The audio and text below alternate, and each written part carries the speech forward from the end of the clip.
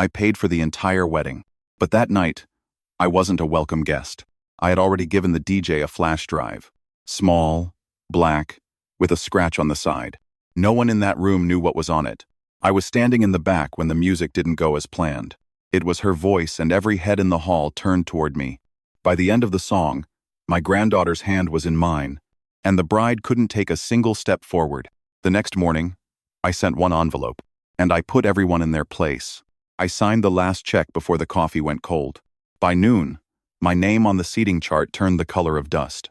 I stood in my kitchen in Maple Falls, Indiana, listening to the refrigerator hum like it was fighting the summer heat. The counter was bare except for a yellow legal pad and a worn manila folder, contracts, receipts, screenshots. I'd labeled the tab in thick black marker, Emily Wedding. The kettle clicked off. The steam smelled faintly of metal and dish soap. On the dining chair, Susan's pale blue scarf still held the faint curve of her shoulders. I touched it once, then pulled my hand back before the ache could spread. On the legal pad, each item had a box beside it. Venue deposit, Maple Ridge, event hall paid. Lighting, upgrade, paid. Cake coconut with lemon filling, paid. Florist second delivery for the arch, paid. Emily had written, "You're the only one who understands what Mom would want. Just help with these last few things? Please." I'd read that line too many times. It always sounded like trust. Outside, a mower started up, the blade catching rocks every few passes. A couple walked by with iced coffees and a golden retriever. Down the block, a little girl on a pink scooter pulled a plastic string of beads, the sound like a lazy rattle. The world kept moving. Mine felt stalled. The email from Jenna, the coordinator, came with confetti emojis in the subject. Seating chart final. I opened the PDF. A soft rose diagram of tables, names in neat script. Family of the bride, bold, up front near the sweetheart table. I expected to see my name there, even at the end. I'd rehearsed my toast last night, 3 quiet sentences about Susan's laugh, Emily learning to skate in our driveway, and how both of them loved coconut cake. But my name was at table 12, near the patio doors. Guest. No microphone icon. No little star. I zoomed in, hoping it was a formatting error. The letters held steady. Guest. Back by the dessert station, near the ficus and the exit. The air in the kitchen felt suddenly thin. The taste of my coffee had gone bitter, like aspirin swallowed dry. I tapped the link at the bottom. Speaking roles finalized. Welcome, Jenna. Toast's best man. Maid of honor. Father of the bride, Tom Carter. Blessing Aunt Deb. No additional open mic. My line read, Introduction, none. None. I closed the window without replying. On the fridge, Lily's crayon drawing showed 3 figures holding hands under a crooked sundae. Grandpa Mark. She'd written over the tallest one. I touched the paper gently so it wouldn't come loose. In the hall closet, under dead batteries, I found the white USB stick. On it was a short recording from the second week. Susan stayed in the hospital, her voice, a ceiling fan, a small laugh. She'd said, "Mark, if this ever plays and I'm not there, make sure our girls hear what I owe you." She'd thanked me for the nights, the rides, the warmth in Emily's hands that winter morning. She'd said Emily's name. I set the USB on the manila folder. A knock came, just one, flat and quick. The bakery driver handed me the receipt for the final payment. "Carter wedding, Saturday," he said. I signed and watched him go. Outside, a neighbor watered petunias. Wind chimes clinked. Inside, the PDF still glowed on my phone. A small star by Tom Carter's name. I slid the USB into Susan's scarf and folded the fabric. On the legal pad, under the last box, I wrote, "Family tribute confirmed timing before dance." The house felt quiet in that late afternoon way, as if it was waiting for something. I looked again at the seating chart. Below family of the bride, a smaller line. Father-daughter dance. No music notes beside it. Just words, plain as labels. Somewhere a child yelled, "Your turn." Somewhere in that diagram, a decision had already been made about where I belonged. The first lie was small, a request for just a few last-minute items to make the wedding perfect. The second lie came with a smile and my credit card number. Emily's voice on the phone carried the same tone she'd used when she was 10 and wanted a bigger allowance. "Dad, the caterer needs a deposit today." Mom would have wanted the best for me, and the cheapest option. Well, it just doesn't feel right. I was sitting at my kitchen table in Maple Falls, the manila folder open like an unspooled film reel. The receipt stack leaned left, each slip with her name in the payer field, except the handwriting wasn't hers. She never signed them. She always let the digital system stamp mine. "Of course," I'd said, "because I didn't know yet." Not about the chart. Not about the plan. The requests kept coming. A floral arch to match the invitations, lighting upgrades for ambiance, a champagne fountain just for photos. Each came with a note about Susan, her style, her taste, her vision. My wife had been gone for 2 years, but Emily knew exactly how to use her memory like a signature stamp. By the end of the week, I'd written checks totaling more than I'd spent on my own wedding.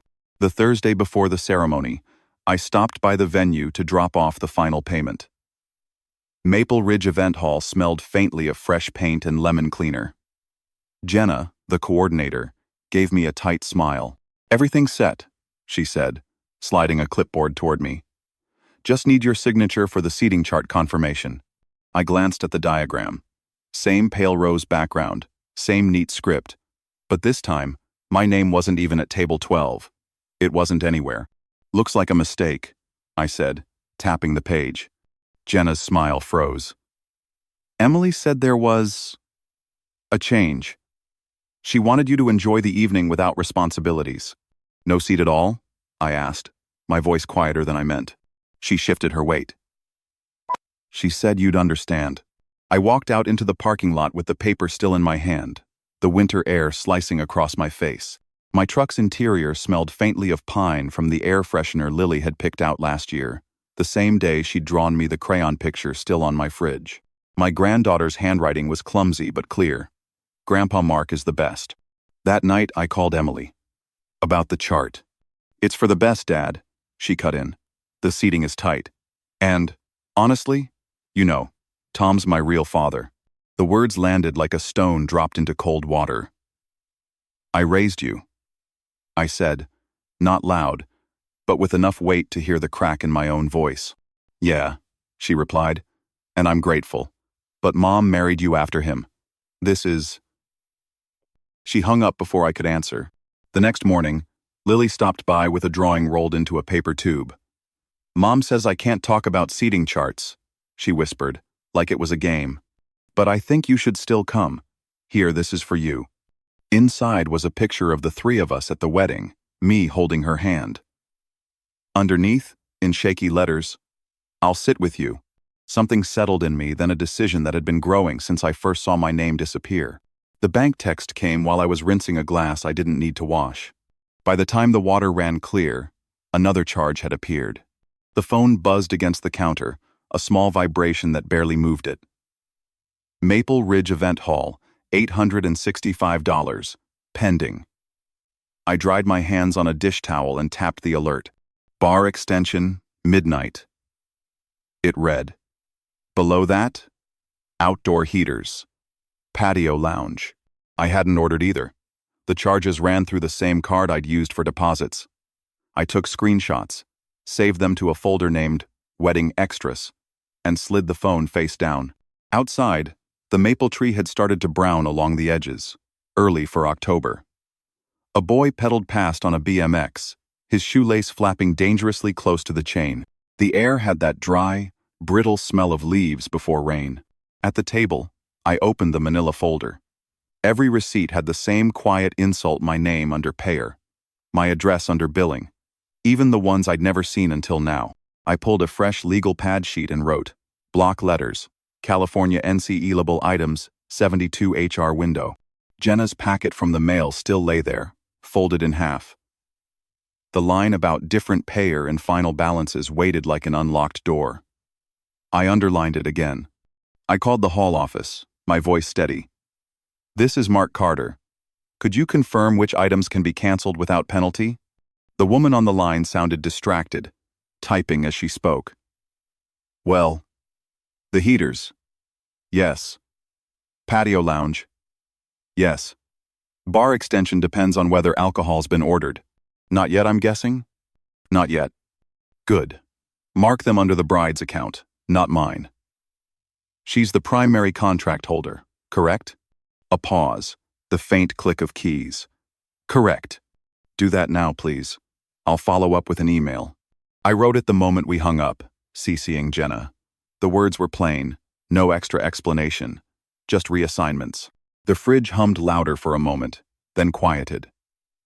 I took the 2 red-capped USB drives from the sunglasses case and placed them by the folder. They looked small against the yellow paper, like seeds before planting. At 4, Lily called from her mom's phone. "Grandpa, do you think the cake will be big enough for everyone?" "It'll be more than enough," I told her. "Save me a slice with extra coconut." Her voice dropped, conspiratorial. "I'll hide one for you." When the line went dead, I sat there a while, the phone warm in my hand. Susan would have said, "That's the part you keep. The rest, you let go." By evening, another alert arrived. Sweet Bloom Bakery. Chocolate Groom's Cake. $320. I took the screenshot, filed it. Not canceled yet, but it would be. On the pad, under cancelable items, I added a column. Redirect funds, Lily Trust. The pencil made a dry scratching sound against the paper. I sharpened it until the point caught light, then set it down next to Susan's scarf. The first refund cleared on a Thursday morning. By lunch, I knew exactly where every returned dollar would go. The email came from Maple Ridge's billing department's subject line, plain, no exclamation points. Reassigned. Charges confirmation. The patio lounge, heaters, and midnight bar extension were now under the bride's contract. Any resulting credits will be issued to the original payer's account within 3-5 business days. I read it twice, not for doubt, but to fix the words in my head. The coffee in my cup had gone lukewarm. I drank it anyway, tasting the thin bitterness while the refrigerator cycled into a low hum. Outside, the trash truck clanged against metal bins. A boy in a hoodie jogged past with earbuds, his breath clouding in the cool air. The maple tree across the street had dropped half its leaves overnight. They lay in a copper and brown scatter on the sidewalk. I pulled the small black notebook from the drawer, the one I'd used years ago for home repair notes, and opened to a fresh page. In neat columns. Refunds in, refunds out. The second column already had its heading, Lily Education Fund. At 10 sharp, I called my credit union. "I'd like to open a custodial account," I told the rep. "Miner's name is Lily Carter." Her voice was brisk but polite. "Initial deposit? Pending incoming transfers," I said. "All from one source." By noon, the first $865 from the heaters and lounge hit my account. I moved it immediately into the new fund. The transfer confirmation showed Lily's name in all caps, and for the first time in a week, something in my chest felt steady. The second refund, $1,180 from the bar extension, landed that afternoon. I sent it the same way. From the living room window, I watched a delivery van pull up across the street. A man in a gray cap carried a garment bag toward a front door. A woman laughed as she took it from him, leaning on the frame, her voice light. Normal life kept rolling. On the table, Susan's scarf lay folded, the 2 red-capped drives tucked inside. Next to them, the manila folder sat heavier with printed emails, charges, and confirmation slips. At 3:15, another message from Jenna. "Mark, could you bring your tribute audio to rehearsal Friday? We'll test the sound levels." "Of course," I wrote back, attaching a copy labeled Family, Tribute, Audio, 2. Bringing physical copies as well. No response. Just the automated message read. I sharpened my pencil, drew a thin line under the last entry in the notebook, and wrote, "Final confirmation. Day of." The sun shifted across the kitchen, a bright rectangle moving over the yellow legal pad before sliding off onto the floor. The mail came with a single envelope from Sweet Bloom Bakery, final statement.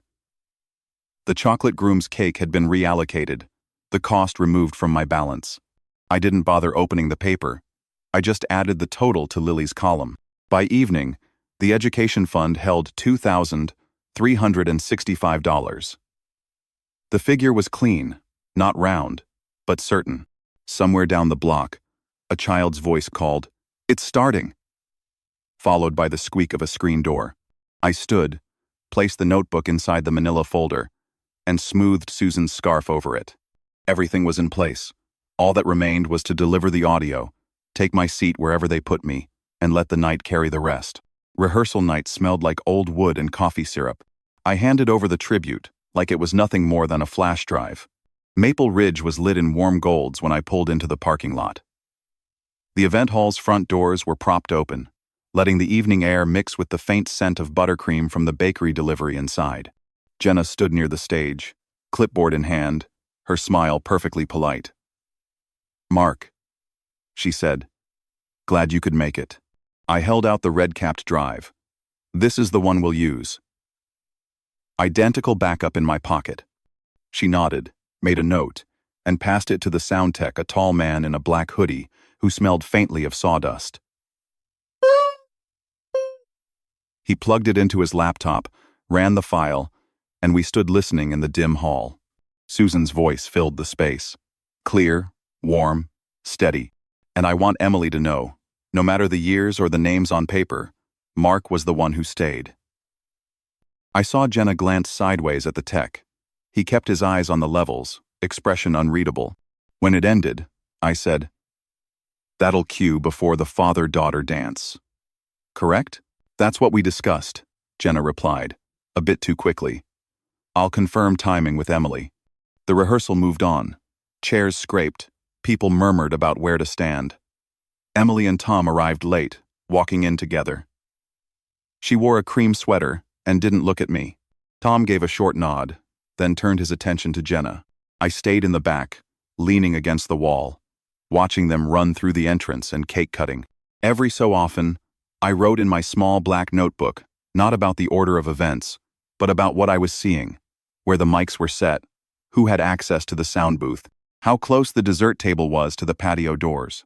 During a break, Lily wandered over from the cluster of bridesmaids.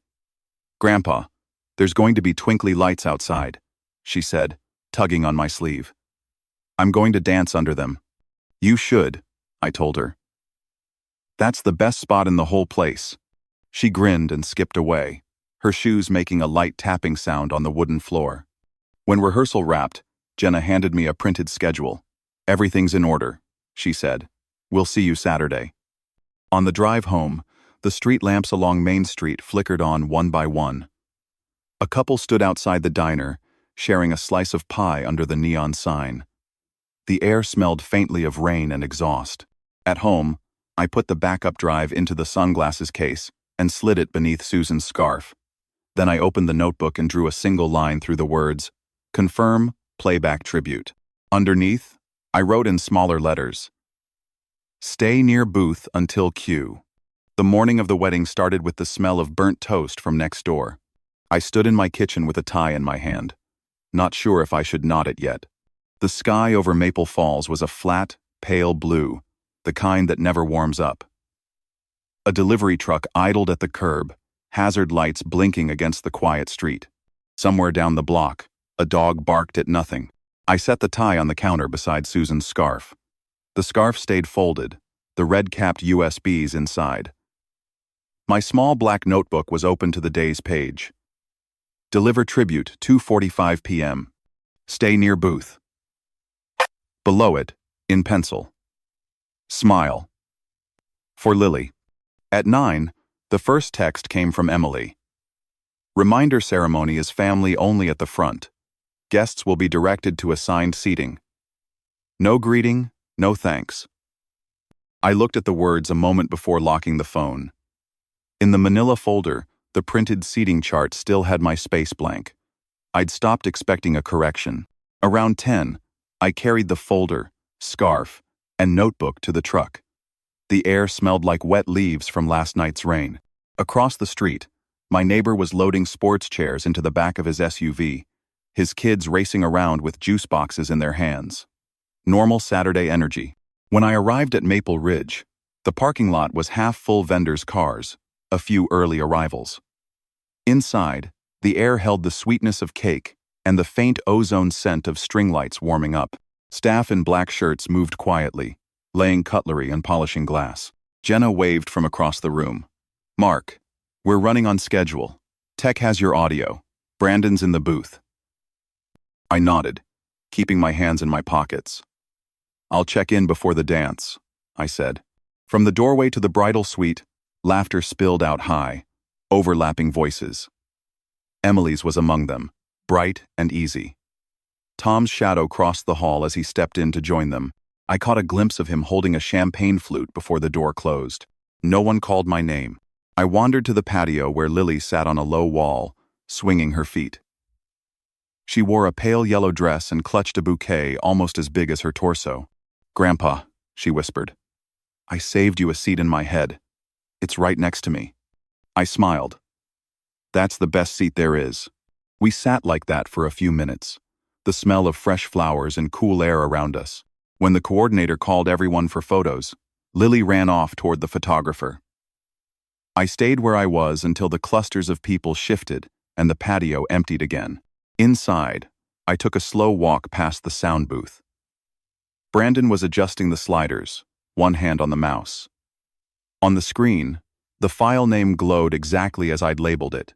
I watched him click it open, check the waveform, and leave it ready in the queue. No one noticed me watching. I stepped back into the hallway, the hum of conversation from the main room already swelling. It was still hours from the moment I'd planned for plenty of time to take my seat, wherever they decided that was. They started the ceremony without looking for me. I was standing in the last row when Emily walked down the aisle. The chairs were set in perfect white arcs under the oak canopy, late morning light falling through the branches in thin gold strips. Guests murmured, shifting in their seats, the faint rustle of programs sounding like dry leaves in the wind. I'd wandered to the back when they began lining people up. Jenna was moving fast, her clipboard pressed to her chest. "Family to the front," she called, scanning the crowd. Her eyes slid past me like I was another guest, so I stayed where I was. Tom stood waiting at the front, hands folded loosely. The music swelled from a speaker hidden in the hedges, something bright and orchestral. Emily appeared on the path, her arm looped through Tom's patch. She smiled wide, eyes fixed ahead, the bouquet held just so. Susan would have looked for me. From my place in the back, I saw Lily glance over her shoulder mid-walk. She caught my eye, gave the smallest wave, just a twitch of her fingers before turning back. The vows were brief, the officiant reading from a leather-bound book. A breeze moved the edge of the white runner, lifting it an inch before it settled again. When the rings were exchanged, the photographer stepped sideways for a better angle, nearly blocking my view. I didn't move. The moment was theirs or hers. Really, and I was only a witness now. After the kiss, the music picked up, and the couple walked back down the aisle together. Guests clapped, some standing to cheer. The air smelled faintly of roses and sunscreen. I let the crowd thin before making my way toward the reception hall. Inside, the staff had transformed the space gold flatware, polished glasses, floral centerpieces lit from below. The air was cool, humming with the quiet buzz of refrigeration from the catering stations. My name wasn't on any place card. I found an empty chair along the side wall, near the service door. From here I could see the head table, the dance floor, and most importantly, the narrow stairs up to the sound booth. Lily appeared at my side a few minutes later, her dress slightly wrinkled from sitting cross-legged on the patio wall. "I saved you a roll," she whispered, holding it out in a napkin. "Best one here," I said, taking it. Her mother called her back before I could say more. I stayed put as the first courses came out, servers gliding between tables. Across the room, Emily laughed at something Tom said, leaning in close. Her hand rested on his forearm, fingers light, polished nails catching the light. My chair was solid under me, the view exactly what I needed. The tribute would play soon enough. The reception hall smelled like fresh bread and cut flowers. I found my seat without anyone telling me where it was. Guests drifted in from the ceremony lawn, their voices rising with the clink of glasses.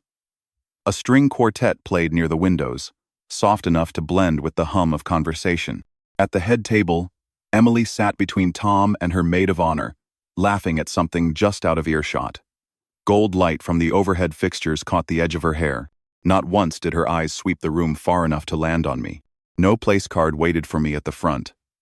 I chose a chair along the side wall, 3 tables back, facing the dance floor. From here I could see the sound booth's narrow staircase, the head table, and the patio doors Lily had promised to dance under. A server passed, setting down rolls in a small basket. I took one, the smell warm and yeasty. Before I could bite into it, a man in a gray suit paused by my chair. "Friend of the groom?" he asked, polite smile in place. "Family of the bride," I said. He tilted his head. "Ah, didn't see you in the family photos." Then he moved on, already turning toward someone else. At my left, a group of young women in matching dresses debated where to take selfies before the first toast. The air around them smelled faintly of perfume and champagne. Lily appeared beside me, holding a small plate with cheese and crackers. "I told them this was for my grandpa," she said, setting it down like a treasure. "Best catering here," I told her. She giggled and ran back toward the head table before her mother could notice where she'd been. The quartet shifted to a brighter song.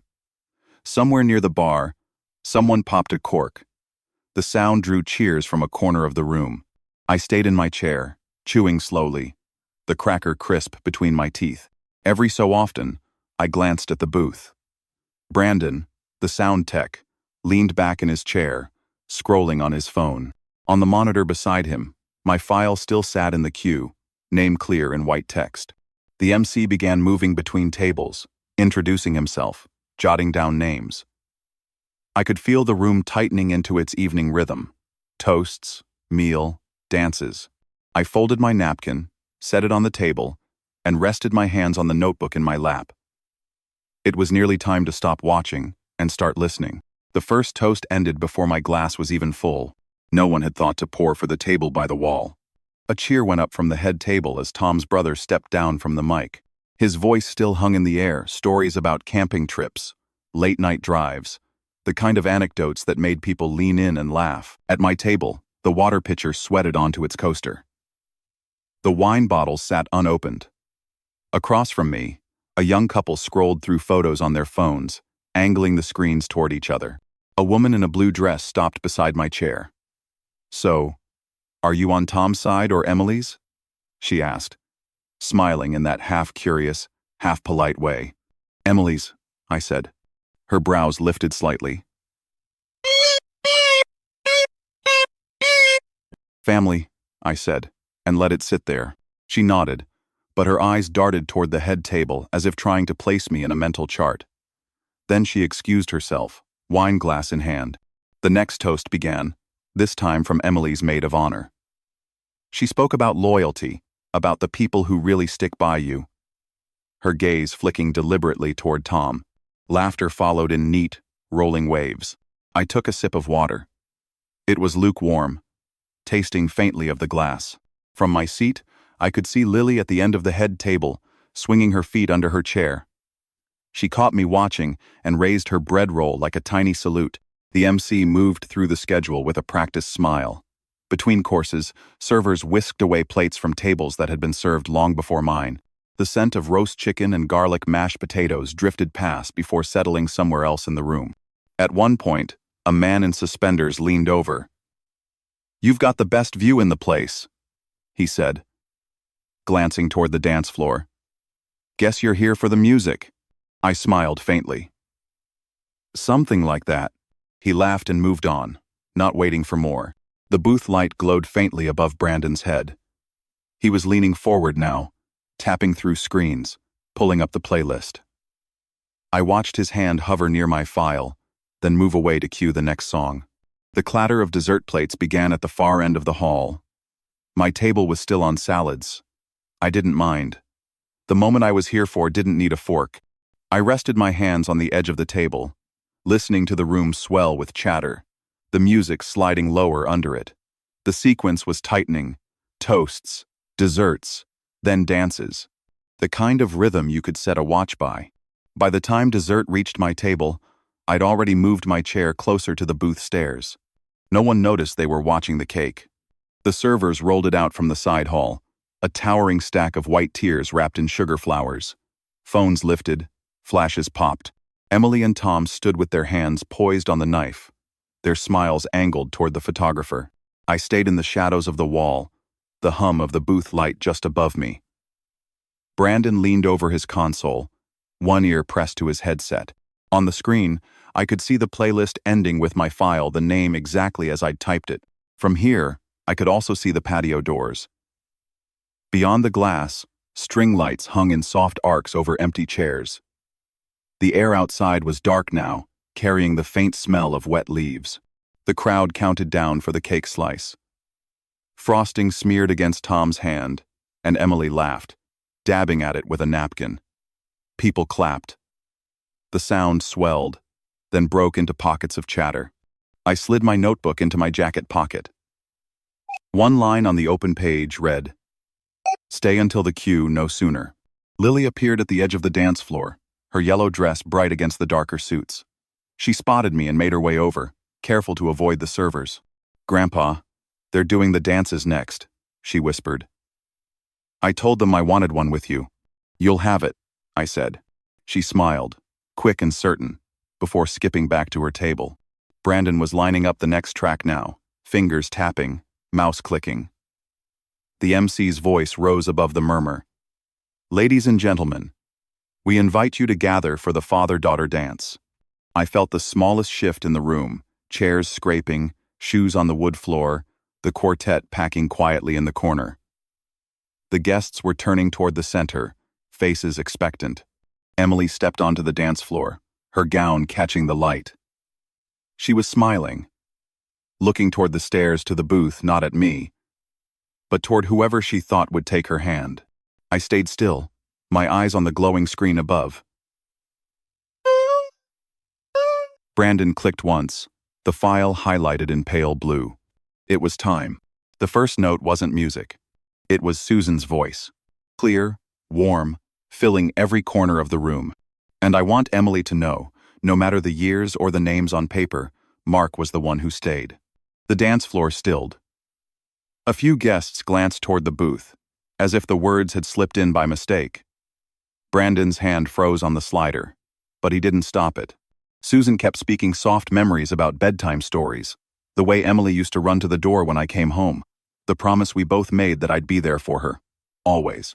At the head table, Emily's smile thinned. She glanced toward Jenna, then toward the booth. Her fingers tightened around the bouquet. No one moved. Susan's last line came steady. "And I'm proud of the man who kept that promise, even when I couldn't be there to see it." A pause, just long enough for the silence to feel heavy. Then the music swelled the opening bars of the dance Emily had chosen. I didn't step forward. I stayed by the booth stairs, watching the faces turn. A few guests nodded toward me, recognition dawning. Others looked back at Emily, waiting for her to move. Lily broke the stillness first. She walked straight across the floor, yellow dress brushing her knees, and held out her hand. "Grandpa," she said, loud enough for the mic to catch. "This one's ours." There was a ripple through the room, not laughter, not quite applause, just the sound of people exhaling at once. I took her hand. The music kept playing. We moved under the string lights, her small shoes tapping against the wood. She chattered about the cake, about the flowers, about how the lights looked like fireflies. I listened, nodding, keeping my eyes just past her shoulder, where Emily stood rooted to the spot. When the song ended, Lily hugged me around the waist. The applause this time was real. I let go of her hand, stepped off the floor, and walked toward the side door without looking back. By the time the sun came up, the dress was probably back in its box. I was at my kitchen table with a pen in my hand. The street outside was still damp from night rain, each car parked along the curb beating silver in the early light. The house smelled faintly of coffee and the lemon polish I'd used on the table the day before. I had the manila folder open receipts, invoices, and a single-page bank form. My handwriting was slow but steady as I signed the transfer. Every cent I hadn't already moved, now going to Lily's education account. The scarf lay beside the folder, red thread catching the edge of the light. I slid the folder inside, folded it twice, and set it by the door for mailing. Somewhere down the block, a garbage truck rattled into gear. The sound faded as I poured the last of the coffee into my mug. My phone buzzed once, then again. Both from the same number, Emily. I didn't open them. The bank would have already sent the confirmation by now. On the counter, a small framed photo leaned against the wall. Susan, holding a toddler. Lily. Both of them laughing at something just out of frame. The glass was clean. I'd wiped it that morning without thinking. I sat a while longer, listening to the hum of the refrigerator and the faint ticking of the kitchen clock. The quiet felt earned. Across town, there'd be talk guests replaying the moment Susan's voice filled the hall. Someone asking why Emily hadn't stepped forward. Someone else mentioning the dance under the string lights. That would be their version. Mine was here, in the cool morning air, the scent of coffee, and the knowledge that Lily's future was set beyond their reach. When the mug was empty, I rinsed it, set it in the rack, and pulled on my jacket. The day was wide open. Thank you for watching Final Truth.